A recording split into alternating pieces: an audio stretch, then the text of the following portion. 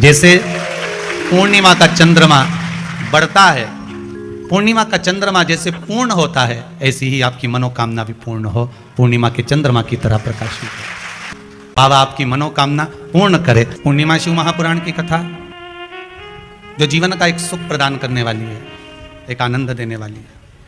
बहुत बड़ा रोग हो गया, छूटने को तैयार नहीं है, बड़े बड़े इलाज करवा लिया, बहुत दिखा लिया, बहुत सब दूर इलाज करवाया, सब दूर दिखाया, पर मिटने को तैयार नहीं है, तो फिर अबीर का प्रयोग, एक चावल का दाना, एक श्वेत पुष्प और अबीर भगवान शंकर को समर्पित कर धीरे धीरे धीरे धीरे शरीर का रोग अपने आप समाप्त होना प्रारंभ मां की ओर लेकर जाओगे, उतना ये मन शुद्ध होता चले जाएगा। नया मकान बनाया किसी ने, जिनने बनाया हो जरा हाथ ऊंचा करो तो जरा। बनाया आप लोगों ने मकान, तो मकान बनाए होंगे तो वो जो मकान बनाने वाला मिस्त्री होता है ना, वो कह देता है अब तुम्हारी बिल्डिंग 3 मंजिल की हो गई, ऊपर एक मटकी टांग दो। अरे बोला सही है कि गलत है? कौन सा कलर की टांगो है? काय के लिए टांगो? कि जो बिल्डिंग को देखेगा और बिल्डिंग देखने के बाद उसकी नजर उस मटकी पे चली गई, तो मटकी से जब उसकी नजर मिल गई तो जितनी नजर इसने बिल्डिंग में लगाई वो सारी नजर उसकी मटकी पे पड़ते ही उसी में वापस प्रवेश कर गई। मतलब नजर बिल्डिंग में आई। कहां टांगी मटकी? पीछे, राइट लेफ्ट, कहां टांगी? बिल्कुल आगे। कि जो बिल्डिंग को देखेगा, जो इस मकान को देखेगा, जो इस बिल्डिंग को देखेगा, जो नए मकान को देखेगा, और उसकी दृष्टि घूमते घूमते घूमते घूमते अगर मान लो वो घूमती हुई दृष्टि उस मटकी पर चली जाती है, तो हमारी बिल्डिंग पर नजर नहीं लगेगी। नहीं तो दुनिया की लोगों की नजर तो बड़ी विचित्र होती है। कौन से कलर की टांगी? काले कलर। पुराण भी यही कहती है कि भगवान के मंदिर क्यों जाते हैं, किस लिए जाते हैं, और एक ही देवता है जिसके माथे पे मटकी बंधी रहती है। अरे बोलो तो जम के, कौन सा? देव अधिदेव महादेव, उसके माथे पे हमेशा कलश ही मिलता है। तो किसी ने पार्वती जी शिव जी से पूछी, क्यों भोलेनाथ जी ये बताओ जरा, ये जब गंगा तुम्हारे सिर पर है, भोलेनाथ जी जब गंगा तुम्हारे सिर पे है तो पानी तो यूं निकलना चाहिए, तो ये उल्टा पानी तुम्हारे ऊपर बूंद बूंद टपक रहा है, ये है क्या? शंकर भगवान बोले ये पानी का तो बहाना बना के रखा है, जो भगत मेरा दर्शन करने आता है उसकी नजर तो मेरी मटकी ही उतार देती है, उसकी नजर तो मेरी मटकी ही उतार देती है। जो शंकर के मंदिर में प्रवेश करता है और प्रवेश करते समय बस मेरे उस कलश का दर्शन करता है। कई लोग प्रश्न करते हैं, महाराज जी इस कलश का महत्व क्या है? 3 टेकी पे टिका रहता है, ब्रह्मा विष्णु महेश, उसके ऊपर कलश, उसमें एक छेद, उसमें से एक एक बूंद पानी नीचे गिरे, अर्थात ब्रह्मा विष्णु महेश एक एक बूंद पानी गिर रहा है, मतलब ये तीनों एक है।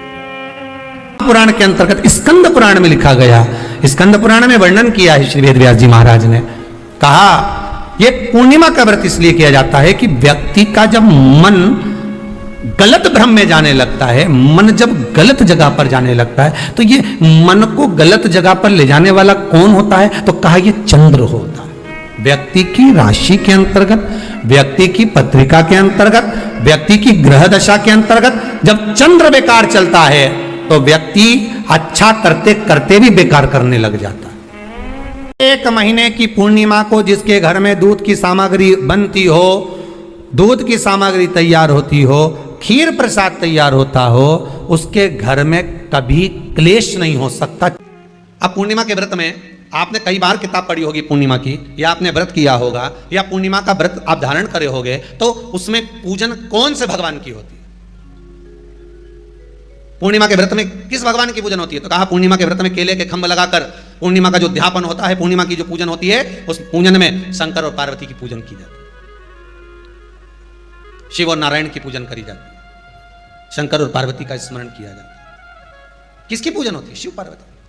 क्यों शंकर और पार्वती का पूजन क्यों करा जाता है पूर्णिमा के व्रत में? क्योंकि शिव और माता पार्वती ही केवल एक ऐसे हैं जिन्होंने अपूर्ण लक्ष्मी को भी पूर्ण बना दिया था। किसको पूर्ण बनाया है? लक्ष्मी। और भगवान को एक लोटा पानी अगर शिव को समर्पित कर रहे हो, श्वेत पुष्प को रखकर शंकर जी के ऊपर सफेद फूल को चढ़ाकर अगर एक लोटा जल भी, एक पात्र जल भी शंकर को समर्पित कर रहे हो, तो ये लक्ष्मी के लिए ही तो कर रहे हो। और कौन सी लक्ष्मी? पूर्ण लक्ष्मी। पूर्ण लक्ष्मी।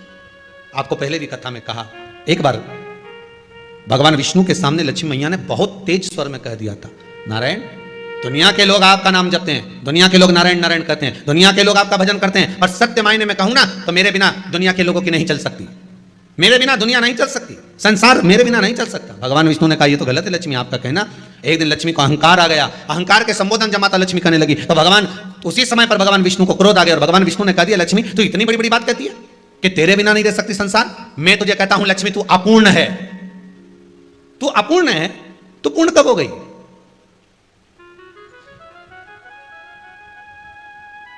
तेरी पूर्णता कहां हो गई? लक्ष्मी की आंख से आंसू बहने लगे। आज आपने मुझे अपूर्ण कहा है, आपको मालूम है आप मुझे अपूर्ण कर रहे हो? आपको ये ज्ञात हो रहा है आप मुझे अपूर्ण कर रहे हो? भगवान कहते हैं हाँ लक्ष्मी, मैंने तुझे अपूर्ण कहा है। अपूर्णता का मतलब आप जानते हो नाथ? भगवान कहते हैं लक्ष्मी मैं सब जानता हूं। लक्ष्मी रोती हुई माता सरस्वती के पास पहुंच गई। सरस्वती ने पूछा क्या बात है लक्ष्मी, क्यों रो रही हो? लक्ष्मी जी ने कहा क्या बताऊं सखी, मेरे पति ने आज मुझे अपूर्ण कर दिया।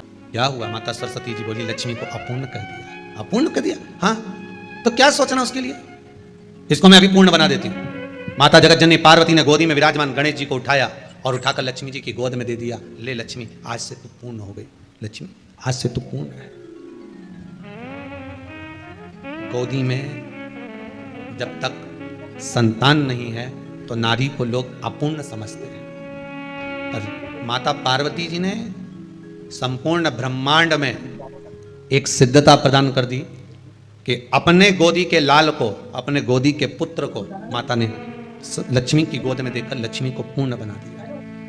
पूर्णिमा के नारियों को, स्त्रियों को अखंड सौभाग्य के लिए जो नारी वैधव्य नहीं होना चाहती है उस नारी को पूर्णिमा के कितने व्रत करना चाहिए? जिस नारी के यहाँ संतान नहीं हो, औलाद नहीं हो, उसको पूर्णिमा के कितने व्रत करना चाहिए? जिस नारी का पुत्र, पति बहुत बीमारी से ग्रसित हो, लग रहा हो कि ये मेरा बेटा बहुत बड़ी बीमारी में घिरा हुआ है, तो नारी को कितने व्रत करना चाहिए? स्वयं भगवान कृष्ण ने माता यशोदा को द्वापर में भी बताया है कि पूर्णिमा के 32 व्रत होते हैं। कितने व्रत होते हैं? 32। भगवान कृष्ण यशोदा रानी को, माता यशोदा जी को भी बता रहे हैं 32 व्रत।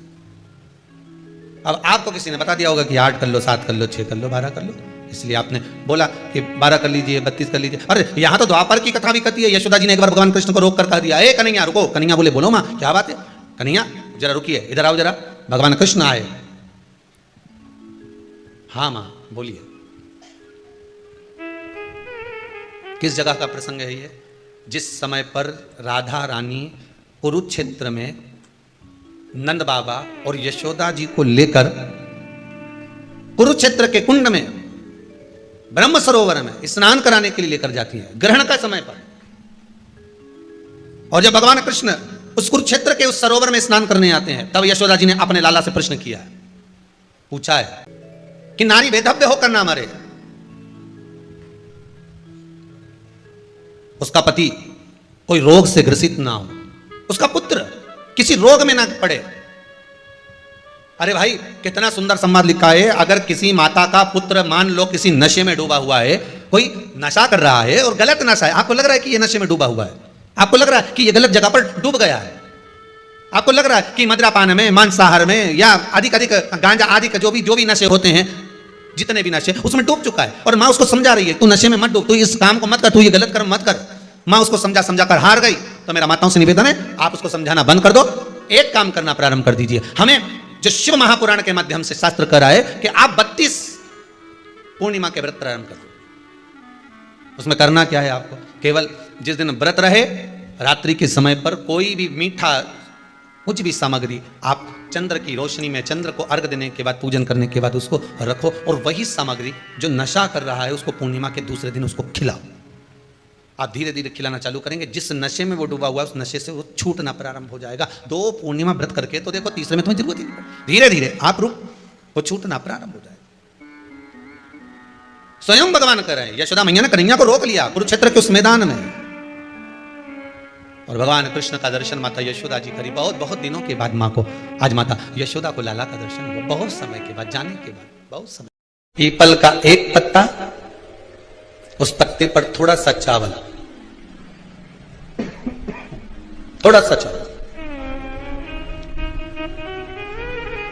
पूर्णिमा की रात्रि को अपने हाथ में लेकर अपने नयनों से लगाकर शरीर पर से स्वयं उतारकर उसको दरवाजे के पास रख दीजिए। पूर्णिमा की रात्रि को पूर्ण होने पर उस चावल को दूसरे दिन सूंघ कर बहते हुए पानी में डाल दीजिए। महाराज कितने भी रोग से ग्रसित हो गए, पीपल का एक पत्ता 52,000 ब्राह्मण की साक्षी कराता है। महाराज बहुत ध्यान देना, पीपल के वृक्ष में स्वयं नारायण का, मेरे कृष्ण का वास है। स्वयं भगवान गीता के अंतर्गत कहते हैं कि मैं पीपल का वृक्ष। भगवान से कोई पूछे, शिव के भगत से कोई पूछे कि पूजन की थाली में, पहले के समय में लोग पूजन करने जाते थे तो क्या पूजन की सामग्री में साहित्य कम रह जाता था? हाँ, उसका कारण क्या था? भगवान कहते हैं कारण केवल एक है, मैं खुद पूजन की थाली में, भगवान विष्णु ने संकल्प लिया था कि 108 कमल के पुष्प भगवान शंकर को समर्पित करूंगा। पहले कथा में वर्णन किया, 108 कमल के पुष्प भगवान को दूंगा। जब आखिरी दिन महीने का पूर्ण होने जा रहा था, श्रावण के महीने का, भगवान ने एक पुष्प को निकाल लिया, उसमें पूजन की थाली में एक फूल कम कर दिया। अब आपको लगे, परिवार को लगे, कुटुंब को लगे, किसी को लगे, पूजा की थाली में पुष्प, पूजन की थाली में सामग्री अगर कम रह गई है तो आप ये विचार ना करें कि मुझसे गलती हो गई, मुझसे त्रुटि हो गई, भगवान रुष्ट हो जाएंगे। भगवान अपने भक्त से कभी रुष्ट नहीं होता। सा पूजा की थाली में सामग्री नहीं है, उसका कारण क्या है?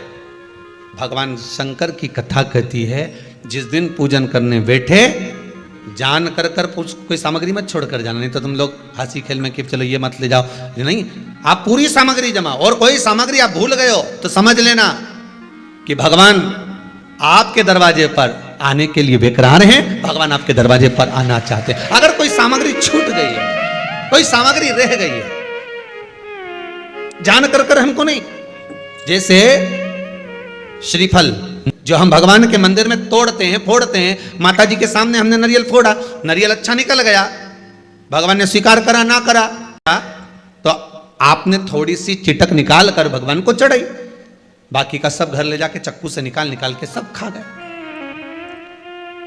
और मान लो वही नारियल जो आपने भगवान को चढ़ाया, फोड़ा, और वह अंदर से खराब निकल गया, तो भगवान ने स्वीकार करा कि नहीं करा?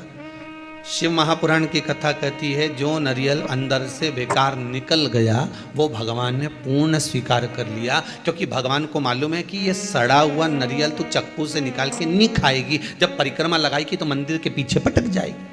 भगवान को मालूम है इस चीज का।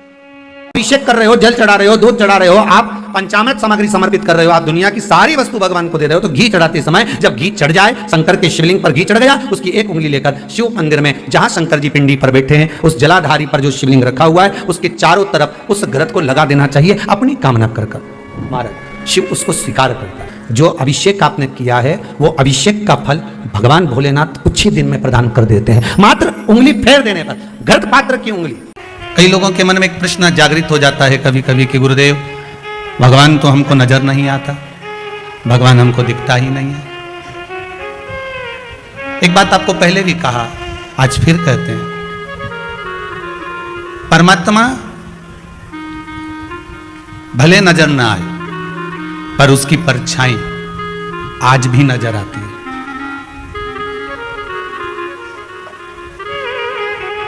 और हम तो भगवान से यही प्रार्थना करते हैं, चंद्रमा की रात्रि में जो मेरे शंकर के मस्तक पर चंद्र होता है, इसलिए कथा को 2 दिन की रात्रि को ली है कि चंद्रमा को जैसे आपने मस्तक पर धारण करा है, मेरे शंकर जो इस रात्रि की कथा को सुन रहे हैं उनको भी उन्नति की सीढ़ी पर आगे बढ़ा देना। ये भी आने वाले समय में शिव महापुराण की कथा श्रवण करवाएं, जनमानस का कल्याण करवाएं, ऐसी कृपा कर देना भोलेनाथ, ऐसी करुणा।